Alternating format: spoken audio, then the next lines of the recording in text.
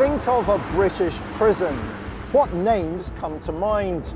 Barlinnie, Wormwood Scrubs, perhaps even Strangeways. But if I said a woman's prison, chances are we'd all think of exactly the same one. Holloway. The guards treated everyone in the same way, so there was someone coming in just behind me who clearly they had seen before because they were welcoming her back. She was kept in the basement for some reason because she was on a 24-hour watch, and she set fire to herself. The woman was held down in her cell and a tube was put up her nose or down her throat, and that itself was very distressing. The iconic prison has housed some of Britain's most notorious female murderers, from Ruth Ellis and Myra Hindley to Rose West, and more recently, Joanne Dennehy. Now in the fast-changing prison landscape, Holloway has closed. The era of the Victorian-built institution is slowly coming to an end. Society is now looking to rehabilitate and reform, as well as to punish. As a criminologist and as a former prison governor, I know that what happens inside our prison's walls not only tells us something about the kinds of people we lock up, but also something about ourselves, our politics, and our culture.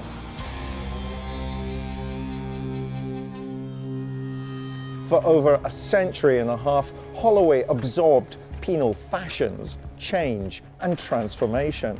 When it first opened in 1852, for example, it accommodated both genders. But from 1902 onwards, it housed only female prisoners. During its reign as one of Europe's biggest women's prisons, Holloway carried out the highest number of female executions throughout the 20th century in England and Wales. 5 women met the hangman's noose.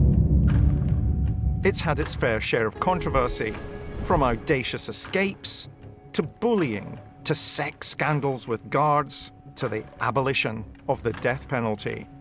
Have the type of offenders we incarcerate today changed? And have prison reforms made a difference in rehabilitation? Liz, why does Holloway have such a fearsome reputation? Well, I think Holloway's got such a fearsome reputation because of some of the notorious female criminals who've been through the doors of Holloway. So we're thinking about people like Vanessa George, the paedophile. We're talking about the spree killer, Joanne Dennehy. So these women who've committed quite significant violent crimes. Holloway has been witness to some of the most important and significant moments in criminal history, from the rise of stranger danger provoked by the Moors murderer Myra Hindley, to housing the last woman to be hanged, Ruth Ellis. These murderous women hit the headlines at the time and have remained in our consciousness. But in reality, women only constitute 5% of the prison population. Well, I think we've got such a fascination with women who commit violent crime, particularly crime like murder, because they are so abhorrent. They're the absolute antithesis of femininity. And we become fixated on these extreme cases, and we forget that actually they're the minority of women who offend. Today, there are about 90,000 prisoners in England and Wales, but only 4,000 of them are women. More than half of women are imprisoned for committing offences in order to get money to buy drugs, and 82% have committed non-violent acts. You're professional, you're educated, you're middle class. That wouldn't be the kind of woman that you were encountering in Holloway, was it? Oh, there were some. There's no doubt about that. There were some women who had come in because something had happened in their work in the city. So I wasn't unique. But of course I was different from the vast majority of the girls there. Almost everyone had been on drugs before. It's a very unstable environment, and I did describe Holloway as a bit of a madhouse, which somehow rather sort of functioned. The story of Holloway raises many questions about human nature and how we deal with its darker side. Scan history's most shocking murders and you'll find the Victorians behind the most grisly of deeds. During the late 1800s and early 1900s, infanticide accounted for around 65% of all homicides in England. One such serial killer was Amelia Dyer, dubbed the Angel Maker, who was responsible for the murders of around 400 babies over a 20-year period. Child murder was much more common in the Victorian period, simply because this was a period in which there were many more unwanted pregnancies because there wasn't the amount of contraception, adoption was nearly impossible, and of course abortion was a terrible backstreet event that pretty much killed the mother. Women did often try and kill their children. There were babies thrown into the Thames, there were babies strangled, and men got off scot-free, but women were condemned. One pair of women who took advantage of the situation were the notorious Annie Walters and Amelia Sack, who became known as the Finchley baby farmers. Annie Walters and Amelia Sack were two London women who were involved in the very popular industry of baby farming. This was legal, many women were involved in it, it was just these two turned it to murder. So baby farming essentially was when young women who got pregnant, servants, working class girls, they got pregnant outside of wedlock, couldn't afford to look after the babies. They'd have the baby, they'd give them to the women, they'd pay the women a large amount of money, 25 to 30 pounds, huge amount of money, to have the child adopted or boarded. Last year I became pregnant and saw an advertisement in the newspaper. I went and saw Amelia Sack. The terms agreed upon were £1 1 a week, or £3 3 a week during confinement. After I'd been there a short time, Sack asked if I'd like to have the child adopted. I said I should, and asked her how much it would cost. She said £25 or £30. On Saturday, November 15th, my child was born. I only saw it for a moment before it was washed. On Sunday morning, Dr. Wiley came and saw me. The baby was not there. He asked where it was. Sack said my sister had it. I did not say anything. Sack was in charge. She took these babies, killed them, and no one seemed any the wiser. And it wasn't until Annie Walters' landlord, a policeman, became rather suspicious of babies that seemed to come and not be here anymore, and he got rather suspicious of that, chased things up, and then they found baby clothes at Amelia Sack's house. We have no idea how many children exactly they killed, we simply don't know, but it's very clear that they probably killed them in the dozens, and because the mothers were at the bottom of Victorian society, they thought they'd never be caught. On the 16th of January 1903, it took an Old Bailey jury just 40 minutes to find them both guilty, and they were executed a few weeks later on the 3rd of February in Holloway. It was the first female double hanging of the 20th century, and the last.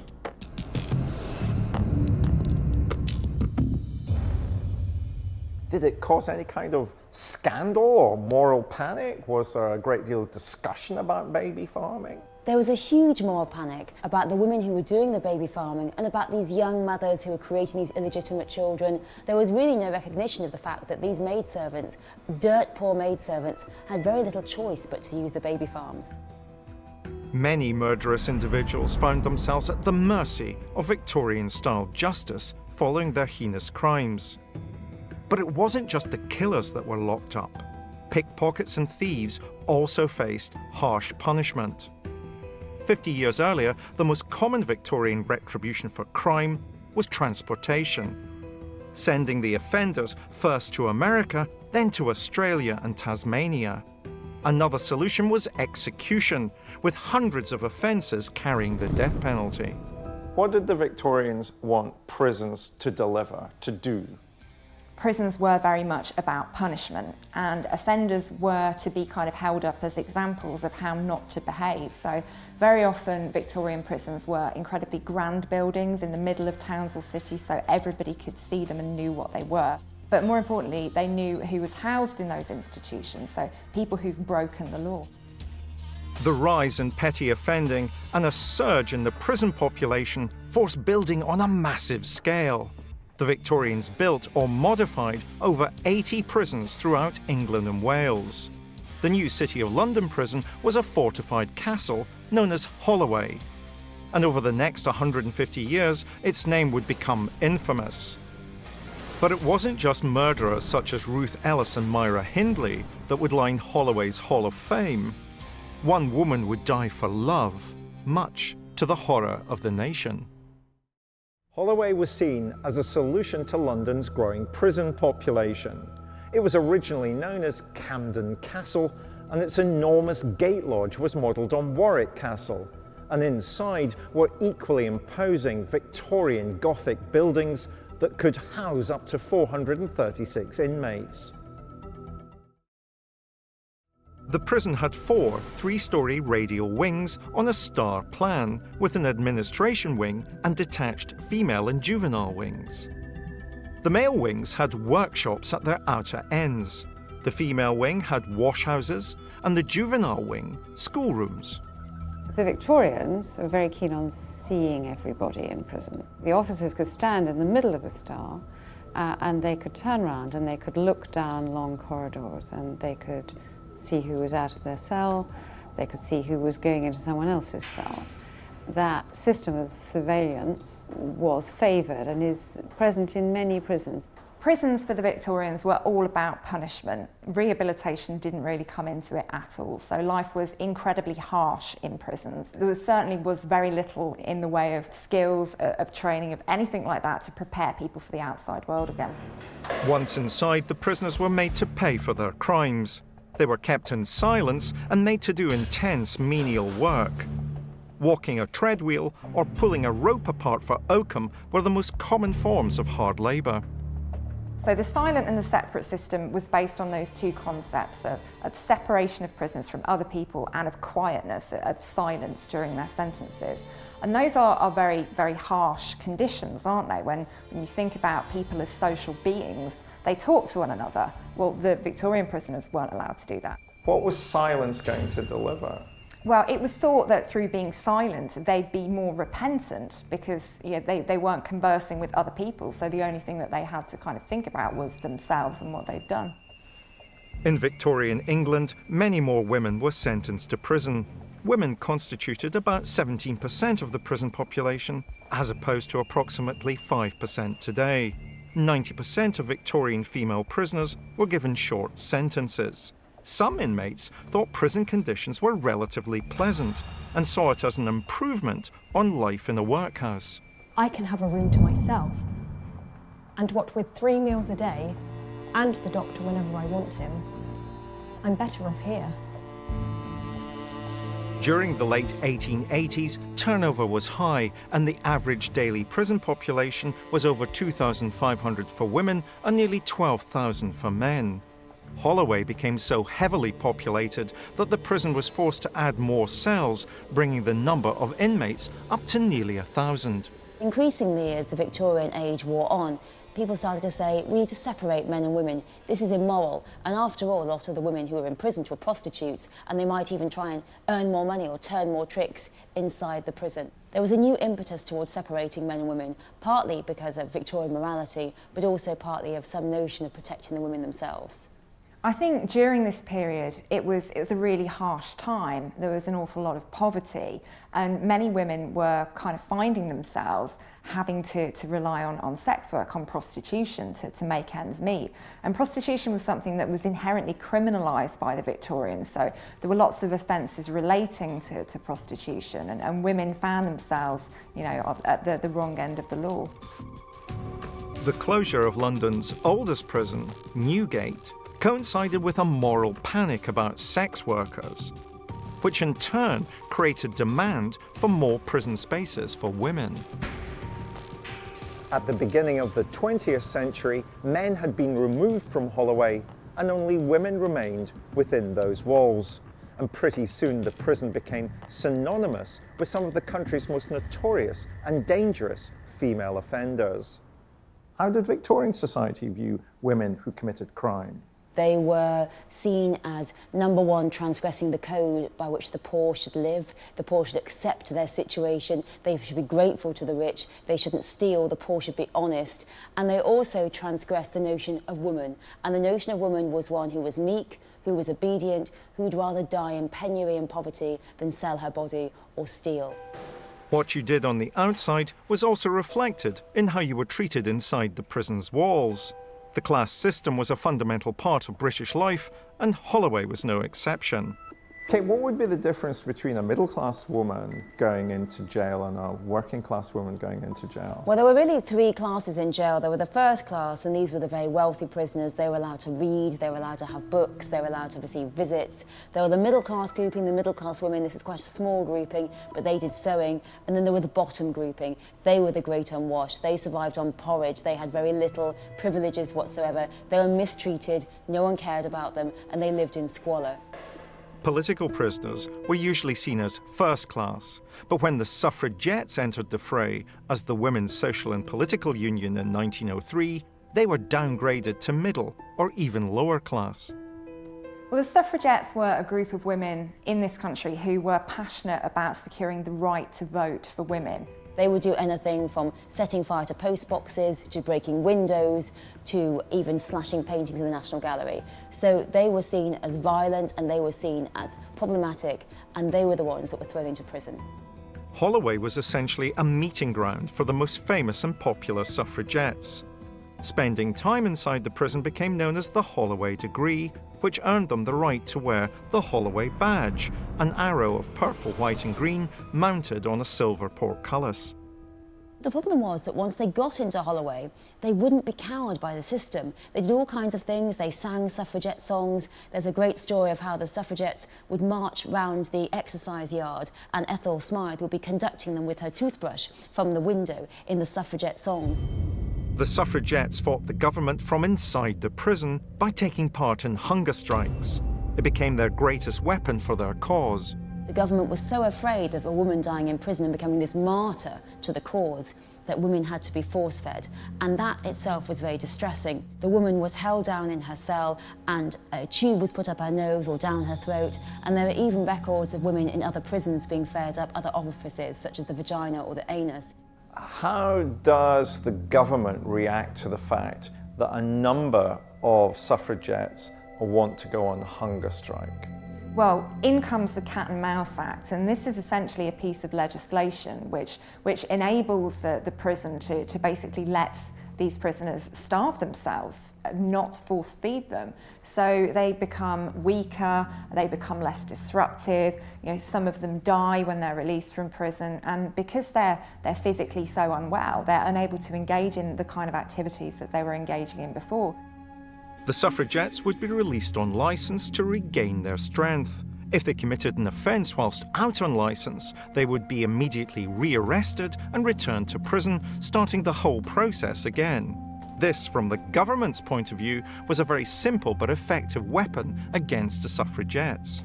Their war against political injustice ended when Britain was plunged into World War I in 1914. Their campaign moved from one of violence to one of support for the government. The vital work undertaken by women during the war led to the Representation of the People Act in 1918, allowing women to vote. British sensibilities about women and their place in society framed the next execution that took place at Holloway. Despite winning the vote and women seemingly having more equality, they were also still expected to be perfect wives, mothers, and homemakers, or face moral condemnation. Edith Thompson was the perfect 20s woman. She was intelligent, she was successful, she was attractive, and she was married to a loving husband. And then she fell in love with a young man, Freddie Bywater, quite a lot younger than her. And they had this very tormented affair. She fell completely in love with him. And then when she and her husband were coming back after a night out, Freddie Bywater basically jumped out from behind the bushes and killed her husband. Even though Freddie did it, Edith was tried for the murder as well. And what incriminated her were all these letters in which she wrote to Freddie saying how unhappy she was, how she wished her husband would die, and it became this huge cause célèbre. He was telling his mother of our Sunday morning escapades, and he put great stress on the fact of the tea tasting bitter, as if something had been put in it, he said. Now I think whatever else I try at him will still taste bitter. He will recognise it and be more suspicious. I thought a lot about what you said of Dan, darling. Don't trust him. I don't mean don't tell him anything, because I know you never would. If we were successful in our actions, darling, circumstances may afterwards make us want friends or helpers. and we must have no enemies. One thing that moved people was the fact that Edith was a woman, and the last woman they'd hanged was in 1907, and this was the post-war, this was the 20s, and everyone thought, we are different now after the war. It's a new world, and we are not like those barbaric pre-war types. One of the things that applies regularly to women who offend, whether we're talking about the extreme end of offending or the run-of-the-mill type of female offending, is that the woman is often described as being doubly deviant. What is doubly deviant? When we talk about women being doubly deviant, essentially we're saying they've committed a crime, so they've broken the rules, the laws of society, but also they've crossed a moral boundary as well in terms of what we expect from women's behaviour. I can't avoid thinking that a sinister logic operated against Edith Thompson. Her husband was dead, her lover would die, and this woman needed to atone for the loss of the two men. Edith Thompson and Freddie Bywaters were hanged on the 9th of January 1923, Edith at Holloway and Freddie at Pentonville. Edith was particularly traumatising for the executioner because she had a huge hemorrhage when she was hanged, and there was some talk that possibly she was pregnant, and it was very upsetting for the executioner, who later killed himself. And after that there was the innovation brought in that women had to wear very thick calico canvas knickers so that no other hemorrhage would ever be seen by anyone. So it was fair enough if it happened, but we could never possibly see the consequences of our brutality. Edith became the first woman in 20 years to be hanged in Britain, and the third at Holloway. By the early 1930s, there were fewer convictions and the numbers of inmates decreased rapidly. The daily female prison population had declined by 400% since the 1900s and stood at around 600. Women's prisons also dropped in numbers, from 62 to just 7. Holloway became Britain's largest and London's only female prison. It would also become the site for one of the most hotly debated topics, the death penalty, and one woman's execution would change the tide of public opinion. The era of the Victorian prison was coming to an end, with their huge imposing buildings and hard punishment a thing of the past. During Victorian and Edwardian times, Holloway earned itself a fearsome reputation as a formidable house of corrections. Then prison fashions changed. Prison wasn't just to be about hard labour. Preventing crime through rehabilitation became the objective of the day.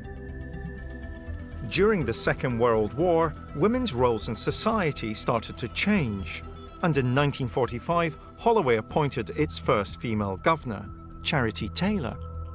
She was very interested in the idea of basically preparing women for life on the outside during their time at Holloway.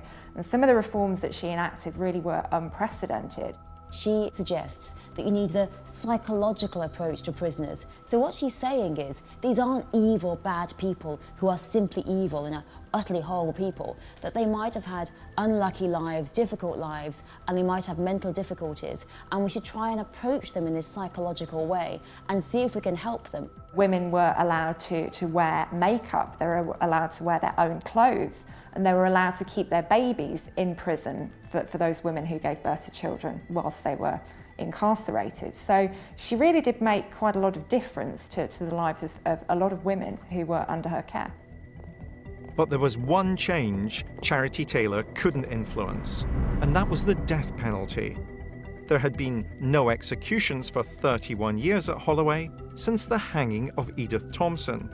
In 1954, Stilo Christofi became the fourth woman to be executed.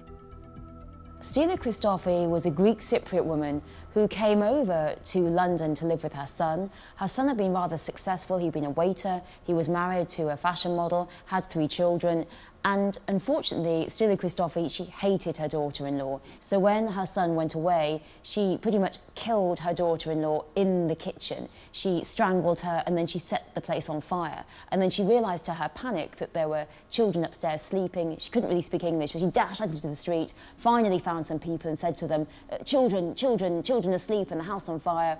When the authorities came, they found the body of the daughter-in-law. It was clear she'd been strangled, and that was very clear that she had actually tried to kill her daughter-in-law. Stilo Christophi's execution stirred little interest amongst the public. The reason why Stilo Christophi simply didn't get the sympathy that other women did who were hanged was that she was seen as an immigrant, she couldn't really speak English, she wasn't a very sympathetic figure. Also, it was very hard for the public to see Christophi's crime in the sympathetic way that they did for Ruth Ellis. Ruth Ellis was Holloway's fifth and final execution. Her case evoked huge public interest and caused the role of capital punishment to be questioned. Ruth Ellis was a young woman, she worked in a nightclub, she was glamorous, she'd been a model, and she had this very tormented relationship with a man called David Blakely. It accelerated very quickly, they moved in together very fast, and it was a very kind of turbulent relationship. And they both started seeing other people quite soon after they'd moved in together. And this made David incredibly sort of jealous and incredibly controlling. And the relationship was just generally a bit of a disaster. Ruth miscarried after David had punched her in the stomach. So this really was an incredibly unpleasant relationship. And then not long after that, Ruth waits for him outside a pub in London where he's there drinking with friends. And when he leaves the pub, she shoots him. And he dies of his injuries. Ruth Ellis became the last woman to be executed in Britain. On Wednesday, the 13th of July 1955, she was hanged by Albert Pierpoint at Holloway. I think Ruth Ellis's execution was the moment where, you know, capital punishment was going to come to an end. Such was the emotion. And on the day of her execution, there were people queued outside the prison on the pavements. There were women there with prams. So everybody had an interest in the case and really didn't want this to happen to anybody else. It took another 10 years after the execution of Ruth Ellis for the abolition of the death penalty in Great Britain to become law. Hanging was replaced with a mandatory sentence of life imprisonment. The death penalty had gone, the execution shed disappeared, and there was no longer any need for the condemned cells. Holloway was about to enter a period of penal reform. The old prison was like a Victorian nightmare. It was like hell, really. You walked into it. It was grey, smelly, dirty. There were huge, great floors, separated only by suicide wires, and people used to throw things on it, toilet paper and things, and it used to dribble down.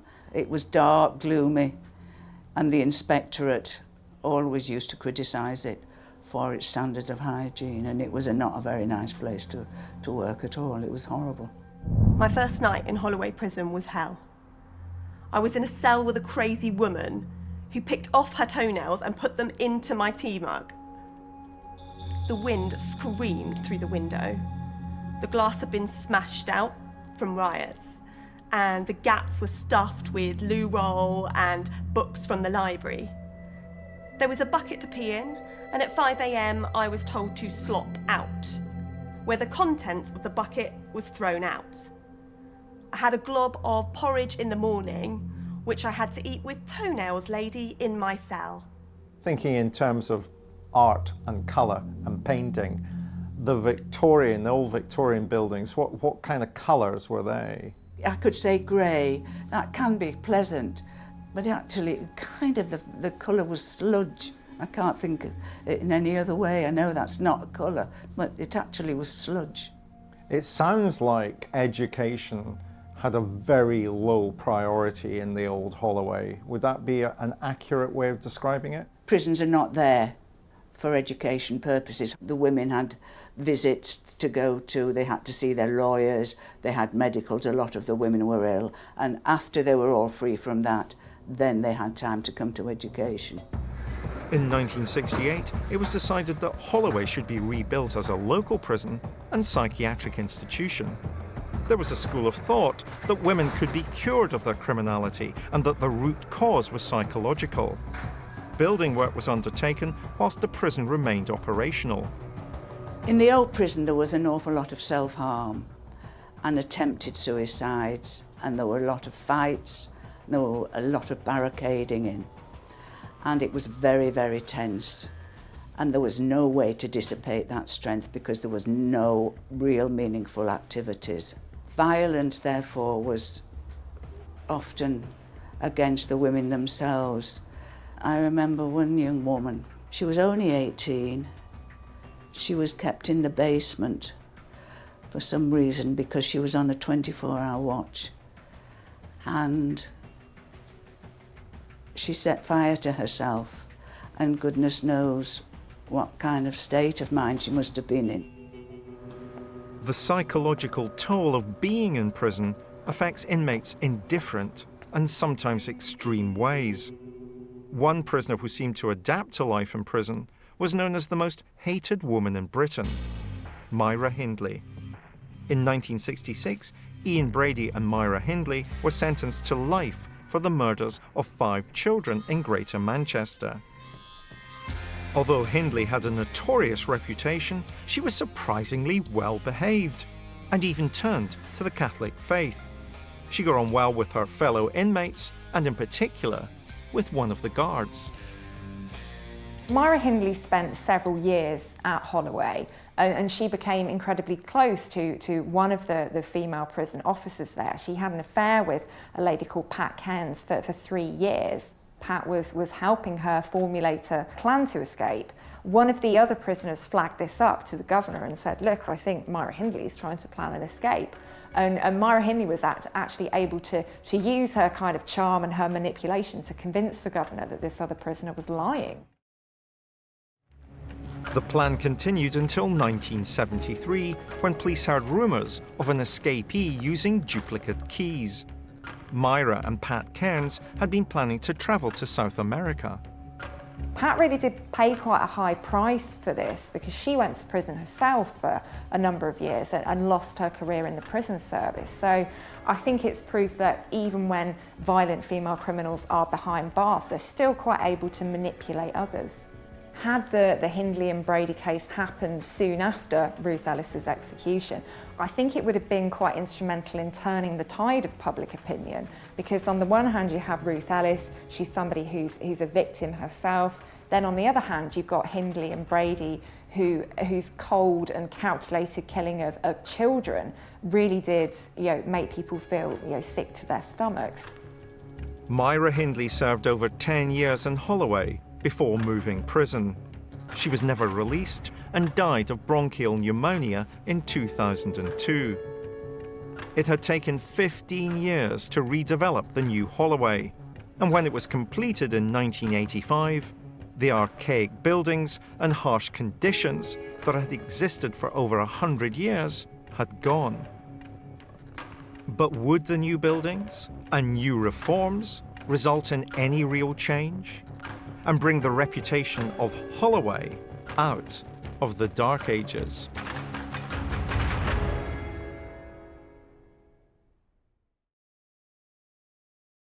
The Gothic buildings of Victorian Holloway had literally housed thousands of women over its 120 years. However, rehabilitation demanded a different kind of architecture, and the new buildings of Holloway were supposed to reflect that objective. The new prison was a purpose-built prison, and it was built virtually like a student's accommodation, it seemed to me. The whole place was much lighter. There was a huge purpose-built gym. There were loads and loads of facilities. There was a purpose-built education block, which was wonderful. We had our own classrooms. We had our own library. So the whole thing became much more civilised and humane. The layout of New Holloway had changed from one that had good sight lines to that of a hospital with long corridors and hidden corners, making surveillance much harder. The women in Holloway probably had more officers to talk to than their equivalent men, say, in any other London prison built on different architectural lines. They're probably going to feel better about being in prison than they would otherwise feel, because actually people feel psychologically contained, not only by healthcare staff, but also by a real relationship with officers who, of course, are also there to help them. Did you have a view about those conversations being between women and women, or did male officers working in Holloway add a dimension that was helpful as well? I think they did. I have met and still know many really good male prison officers. And I think they do bring something different, because it was one of the things that many women in prison haven't had is okay men around, actually. They've had exploitative men, abusive men. So if they come across officers who embody okay men, that can just change their perspective on things a bit in a helpful way. The new Holloway seemed to want to address and deal with the reasons behind the crimes committed by its inmates. In 2015, 53% of women in prison reported having suffered emotional, physical, or sexual abuse as a child, and 66% had committed offences to get money to buy drugs. Women who come into Holloway have had very poor educational experiences. If you are then presented with an educational timetable and are very wary of it, and you come in with that lack of education, there's one class that you don't feel intimidated with, and that's the art class, because you kind of have some idea of what's going to be expected of you. Not only that, but for the women who couldn't speak English, it was the one class that they could be with other inmates on an equal footing. And art can often release a great many different emotions and create very different reactions to the kinds of things that are on canvas. What sort of things did the women paint when you were there?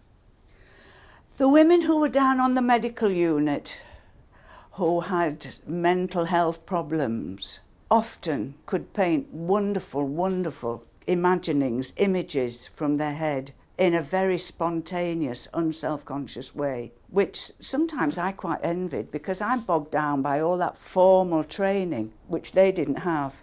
And their colours were absolutely just so unself-consciously kind of dangerous in a way. Not all residents of Holloway were incarcerated for violent crime. Most were there for minor offences, with 80% serving less than 6 months. Economist Vicky Price found herself on the wrong side of the law for perverting the course of justice after accepting speeding points on behalf of her then-husband, former politician Chris Huhne. What were your expectations about going into Holloway? I had no expectations. I didn't really know anyone that had gone to prison before. So if I say that actually my expectations were probably wrong, in the sense that it was better than I would have imagined, in the sense of the way I was treated. The guards treated everyone in the same way. So there was someone coming in just behind me who clearly they had seen before, because they were welcoming her back. How was a typical day structured at Holloway? So at night you get locked up normally in the weekday from 7 in the evening until 8 in the morning, or perhaps later. And then you can go out and make yourself some breakfast. And unless you have somewhere to go to, such as an activity you've already signed up to, whether it's education or sport, then you get locked up again until lunchtime. And then you have an hour again and locked up. And then later you have possibly a couple of hours of mixing with others until they lock you up again for the night. Do you think the hardest thing you would have had to adapt to was being locked up? Yes, I think for me it was important, and also going out into the open. You only have half an hour of possibly walking around, and when it rains the guards don't really want you to be out there because they have to be there supervising you. But it was seriously important for me to be out there and breathe the air. I went out for the first day and the women all came to me and said, we didn't think you'd want to mix with us and that you wouldn't come out and join us. And I said, you must be joking, of course I'd want to come out. And they sort of sucked me on a bench, whereas actually what I wanted to do was walk around, get a bit of exercise, and started telling me their stories. There were 5 beds in my cell. It was unsettling having different people in and out every week. Most of them were drug addicts. It was meant to be a pregnancy wing, but they let anyone in there. Of course I was upset when they took her. I was devastated. I'd already had 2 children taken away from me, so when I found out I was pregnant again, I made changes. I'd been a drug addict for 13 years, moving from place to place, in and out of prison. I grew up in care, so never had a home of my own. So I got myself a flat and on the methadone program. But when a warrant was delivered, I knew I'd go down. And when you started listening to their stories, what was it that really stuck out for you? Well, the first thing is how vulnerable a number of the women were, and the issues with whoever they had been with, and the things they were doing for others, which got them caught, if you like. And the other thing is that what they had done in many cases was quite trivial, and yet the separation from their children and their families was devastating. And we know that actually it depresses women hugely. What we see is that even though women, certainly in England and Wales, make up only 5% of the population in prison, they account for a third of all the attempts to harm themselves. What sort of mental health problems were women at Holloway presenting? They have a range of problems, if you like, sort of minor mental health problems and also some major ones. So what are minor mental health problems? Well, kind of reactive states of mind, so that adjustment to imprisonment, states of anxiety, states of depression. And they also have quite significant personality difficulties. And then a small proportion of them will have the kinds of major mental illnesses that people might know about, so schizophrenia or bipolar disorder, so lifelong conditions that are significantly disabling and where many would argue that women with those conditions should not, in fact, be in prison. In 2015, HMP Holloway was deemed inadequate, antiquated, and ordered to close. 6 months later, offenders were moved to newer prisons, which were described as having more humane surroundings. In England and Wales, there are now 11 women's prisons housing nearly 4,000 inmates. When we look at female offenders who've committed violent offences, then we should be putting them in prison. We should be separating them so they're not a danger to the public. But I think when we do that, we should be looking at addressing their behaviour, at looking at where it comes from. And, you know, eventually these women will have the chance to be reintegrated into society, to one day be released. So we need to make sure that we get that right. And I think smaller prisons are much better than larger prisons. We still have this notion of an underclass, people who are poor, illiterate, abused, suffering from mental illness, and there is no help for them in the wider state. And you look at the Victorian system in which the poor, the illiterate, the abused, and the people suffering from mental illness, they were the ones who were imprisoned. And then you think, how far have we come today? These are once more the people we're filling our prisons with. And you begin to say to yourselves, we often think we're so superior to the Victorians. We think we're so much better. We think that they are a class-ridden, sexist and hypocritical society. But have we really changed that much? The capital's only female prison, as the country's largest prison for women, sometimes housing our most notorious female offenders, Holloway was always going to have a place in the British psyche, even if that place was sometimes confused by our attitudes towards women, women who offend, and the problems that they pose. And what of the future? There will always be a small number of women who need to be locked up because they're dangerous. But do we still have to continue to look backwards to the past to find inspiration about what to do with the vast majority of women who offend? Penal fashions come and penal fashions go.